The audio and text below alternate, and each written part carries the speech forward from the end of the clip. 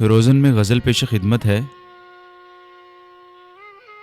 शायर हैं बेदिल हैदरी। उसने कल गांव से जब रख्ते सफ़र बांधा था, बच्चा आगोश में था, पुश्त पे घर बांधा था।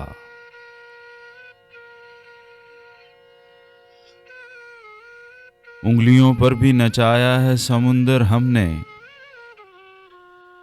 हमने एक दौर में चप्पू से भंवर बांधा था।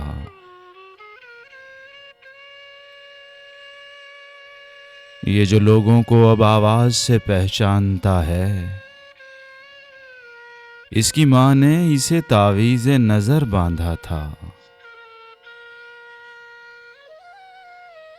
अब जो दम घुटता है जिंदा में तो रोते क्यों हो,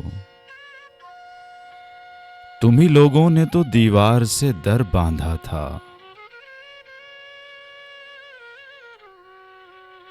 उसकी यादों ने बना दी थी मुसाफत दुश्वार, उसने आंधी की तरह मेरा सफर बांधा था।